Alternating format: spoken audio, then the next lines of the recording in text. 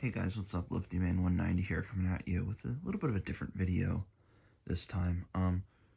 Today I'm actually gonna do a scale comparison for the three scales that I personally collect. We got 1/400, 1/200, and 1/72. I don't know, I might just kind of on the fly just choose a favorite if, you know, I'll think about that as I go. But yeah, we're going to do just some pros and cons to each of these scales and go from there. And like just some examples, and obviously what I got here. And I think I'll start here with 1/400 scale. Pros. There's variety. I mean, there's not much else to say other than there's a lot of variety in 1/400. Not that there isn't in the other scales, but just like I would assume that like the molding is less expensive for a small airplane, less expensive to develop and all that kind of all that jazz. So I kind of understand why, like, I mean, you saw, it seemed like for a long time, Gemini Jets wasn't making a 1/200, 747, 400. Like, like, there was, I think only like SPs or something, or just even the 100, 200, 400, all them, there just wasn't much going on in terms of 1/200, 747s. Like, there was an A380 before there was a 744 or whatever. So I think might be an example of that. I don't really know that much, but just an observation that I remember I made back in the day. There's obviously 747s all over the place at 1/400. Like, the 744 was one of the first molds that Gemini made in 1/400, because that Air China model is like one of the originals. Yeah. Anyways, I mean, you got back 748, A350, 777-300ER, and that's not 777's BB-8's not Gemini, but still. You got some military stuff like a C-17, A400M, regionals, like it's a bigger regional, but E190, and then another popular one, the 75, obviously the 200 and the 300. I know most of these are made, all of these are made in 1/200. Yeah, I know Gemini doesn't have a 1/200 A400M mold, but Herpa does, and I've heard really good things about that. But yeah, these are all personally, I think this selection right here that I made is great. It shows the variety. I mean, you got European Airlines, Asian, another European, US, retro, military, military prop, military jet, and then obviously, I mean, there's the B1s that they made and are gonna make, because they just announced the future release B1, which my buddy has the first release of the B1, and it's great. Trying to think what else. I mean, and there's like the big C5, C130s. I mean, but like that's, oh, and they just did the P8s. Those are cool. But yeah, I think that's the biggest thing. I think is that 1/400's biggest strength is variety. There's a lot of manufacturers too. I mean, I'm trying to think how many here. We have NG, Gemini, Phoenix, JC Wings, and Dragon Wings. Just looking back at my Lufthansa shelf, that's in Herpa, because I got the AM225. Yeah, and Aero Classics also 1/400. So there's a lot going on. 1/400, a lot to like, but military is, I'm going to go into some cons now for me, because being a big military guy, there's not as much military. Like, you can't really make a 1-400 fighter. I know Dragon Wings has some like F-117s or something, but it's just not much you can do, and with as much, or not as much you can do. But obviously, like the C-17 having, like, there I have the ramp down. That's really cool. Um, there's just some different, like, I mean, there's just not as much that you can do in a 1-400 with on the military side of the house. But not that also is not a problem for everybody, and if it's even a problem. And then another con that I've come up with is just the detail just isn't quite there in some areas. Like, I shouldn't say that. They're detailed and it's great, but when you compare it to 1-400 or 1-200 or even 172, not quite there. So yeah, that's what I came up with for 1-400. It's good, don't get me wrong, but not as good as the other two, in my personal opinion. So we'll take a look at 1-200 now. Pros is they're big, and that means detail. The big is, a good thing to a lot of people. I know that was one of the things that I asked around to some people, some friends, hey, give me some pros and cons about the scales that you collect. And size was what a lot of people said, and that translated into details. Specifically on things like that. A big heavy, like a 777 or the A380, it's kind of behind some things. I didn't want to dig it out, so I just went with a 777. That's still a big airplane. Then here I got normal size narrow body, and again a regional jet, E190. Like, this I picked out obviously for the detail. Like, I'm not saying that a 1-400 of this wouldn't be bad or wouldn't be good, but the 1-200s just wear it out for something like this with all this detail.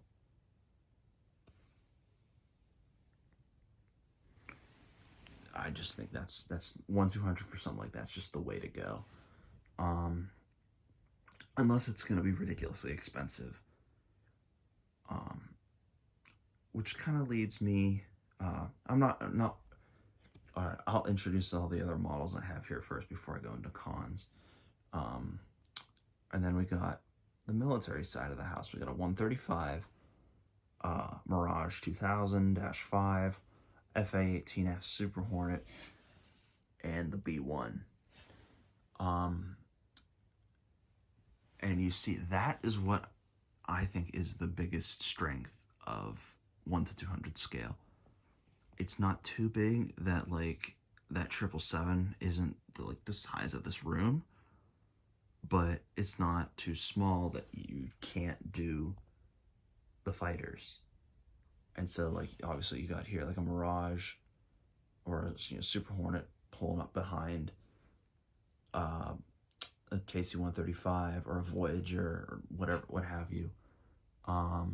KC-10, because our in-flight 200 does do those. Yeah, you could have, if you wanted to, like, in-flight, or these don't really have a stand hold, but you get what I mean. It goes with it. Same thing with obviously the B1, but that's not as small as a fighter. So yeah. So yeah, I think that's the biggest strength, just that the commonality. Like, you got the fighters and the big military heavies, and then you got the commercial side of the house. I picked the United 738 instead of like a 321 Neo, just because this is also the size of a P8. The P8's basically a 737-800 with some modifications, a lot of modifications, but you get the point. But yeah, so we'll go on to, I guess, 1-200 cons. I think the size is a con in a way. It's a double-edged sword. You have they're huge. Like a 777 is huge. Obviously A380 is bigger, but I have one shelf on my desk that's taken up by a 777 and an A330-200 in 1/200 scale, and that's it. That's all I can fit on it. I could fit a 172 tank, but it's not an airplane. So yeah, they're I don't know. I like the size. Don't get me wrong, but that is only having two airplanes on a shelf is kind of like annoying. And then I guess the detail and the size go hand in hand with price. So these 1/200 models are quite expensive. Not so much these; they're not so bad, but these are expensive. 100 plus for the big heavy. 80, 85, 70, 80, 85, and then those are kind of, if they don't make another one, that's rare. So 100 easily. I paid quite a bit of money for the B1. So now let's move on to 172 scale. I don't have as many here as I do on the other scales, just because they're bigger. Like the F-111's big, E2's big. So yeah. Pros, detail. What you can't get on a 1/200 fighter, you'll absolutely get on a 172 scale fighter. They're amazing.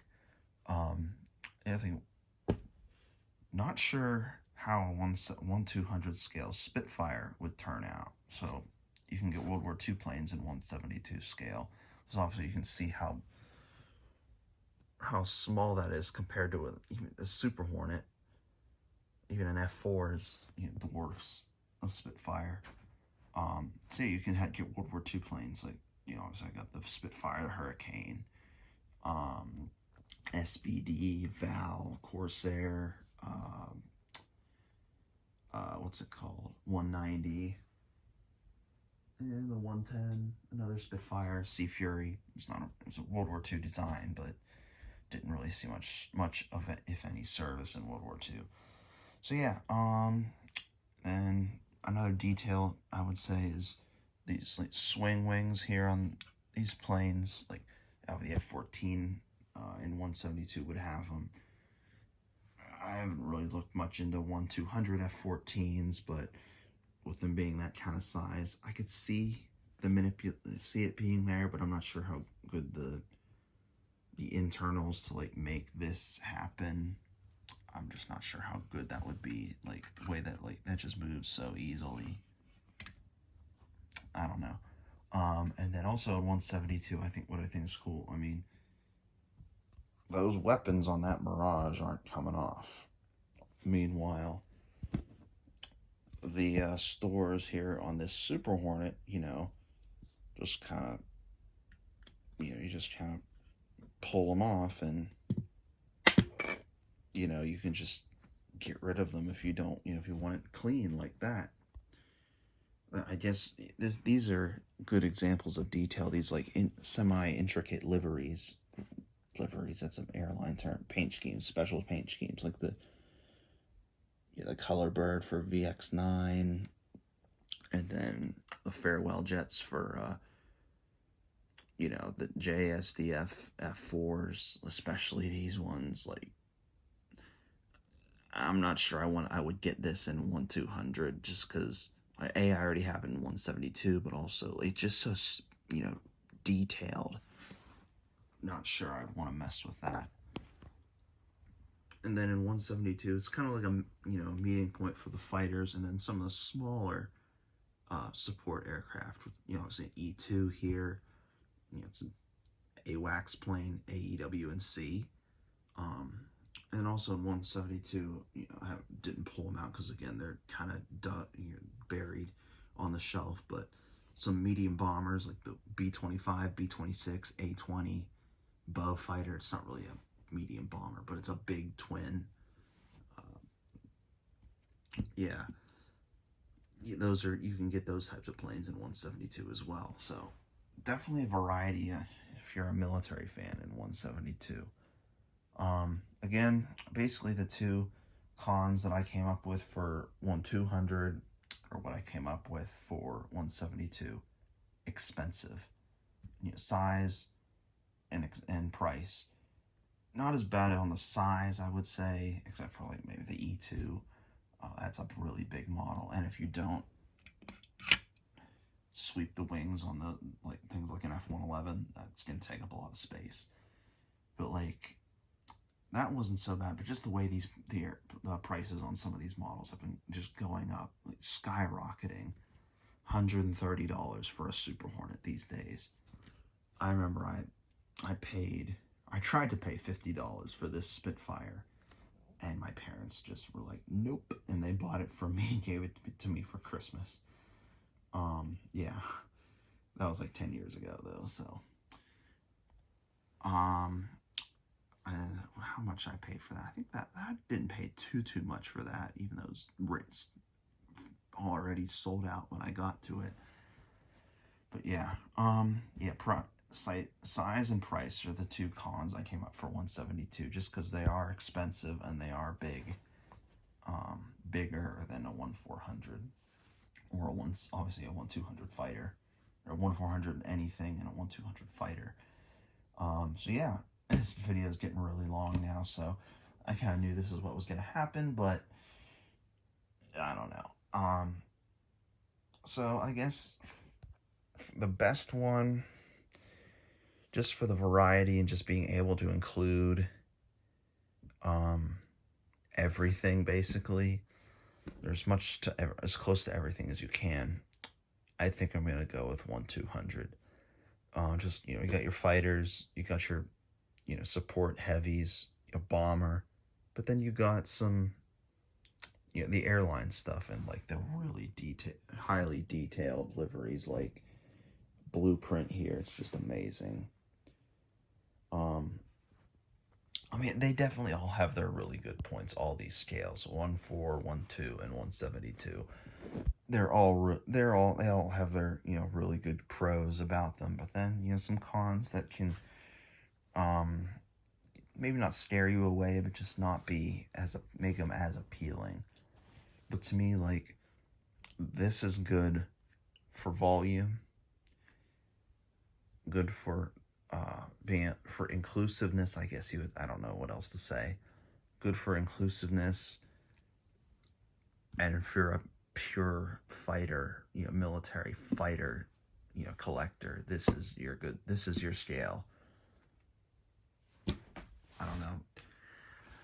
That's about all I got for this one. Thank you guys for watching. I really appreciate it, and we'll see you guys in the next one.